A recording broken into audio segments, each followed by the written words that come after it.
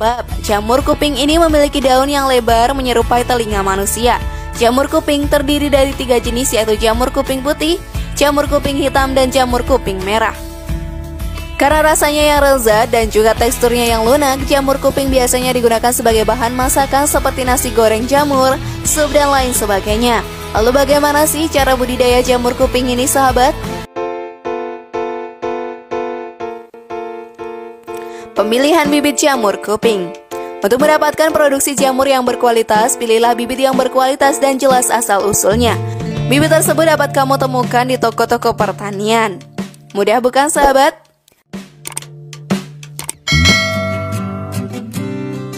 Persiapan media tanam jamur kuping.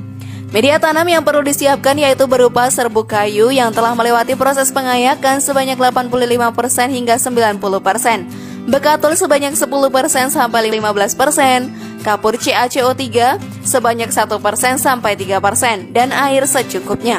Semua bahan tersebut dicampur hingga diperoleh kadar air media sekitar 50% sampai 70% ya.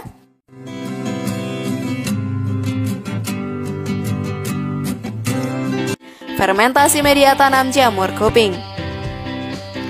Proses fermentasi bertujuan untuk memperoleh media tanam yang ideal untuk pertumbuhan jamur kuping. Fermentasi ini dilakukan dengan cara mendiamkan media tanam selama sekitar 3 hingga 4 hari dalam suhu sekitar 70-80 derajat Celcius. Setelah itu lakukan pengembalian media tanam sekitar 2-3 hari ya, hingga media tanam berubah menjadi coklat kehitaman.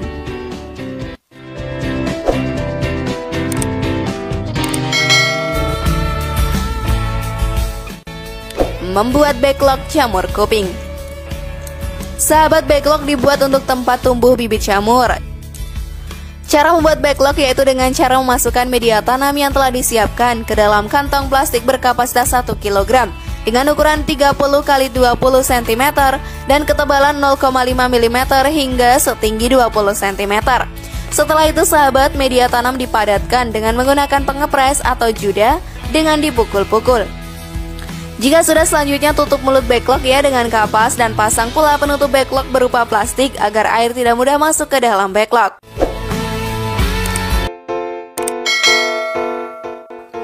Tahapan sterilisasi dan inokulasi jamur kuping.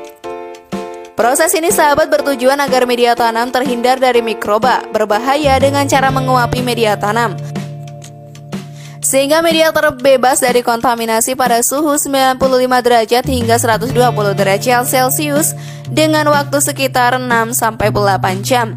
Backlog tersebut disterilisasi di dalam ruangan inokulasi hingga suhu kembali normal. Jika suhu di backlog telah kembali normal, selanjutnya lakukan proses inokulasi atau penanaman bibit jamur dengan cara menyemprotkan kedua tangan dengan alkohol 70%. Lalu panaskan stik besi atau kawat menggunakan api spiritus dan dinginkan. Kemudian semprot kembali botol bibit dengan alkohol agar steril ya, dan menggunakan api spiritus. Proses ini bertujuan agar media tanam terhindar dari mikroba berbahaya dengan cara menguapi media tanam sehingga media terbebas dari kontaminasi pada suhu 950 sampai 1200 Celcius dengan waktu sekitar 6-8 jam. Backlog yang telah tersterilisasi didiamkan di ruang inokulasi hingga suhunya kembali normal. Jika suhu di backlog telah kembali normal, selanjutnya, sahabat, lakukan proses inokulasi atau penanaman bibit jamur kuping dengan cara menyemprotkan kedua tangan dengan alkohol 70%. Lalu panaskan stik besi atau kawat menggunakan api spiritus dan dinginkan. Semprot kembali botol bibit dengan alkohol agar steril dan buka tutup kapas backlog di atas api spiritus yang digunakan untuk mengurangi kontaminasi. Lalu masukkan stik atau kawat ke dalam botol bibit, lalu lepaskan penutup backlog dan masukkan bibit ke dalam mulut backlog. Goyangkan cincin agar bibit menyebar ke permukaan backlog, lalu tutup kembali backlog dengan menggunakan kapas. Mudah bukan?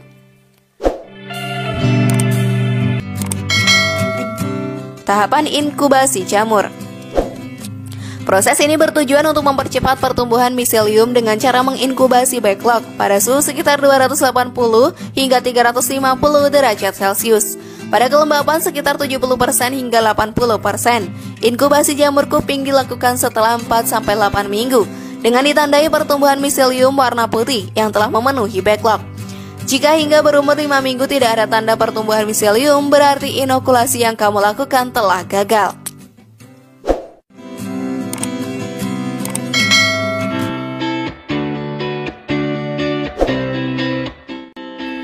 Pemanenan jamur kuping.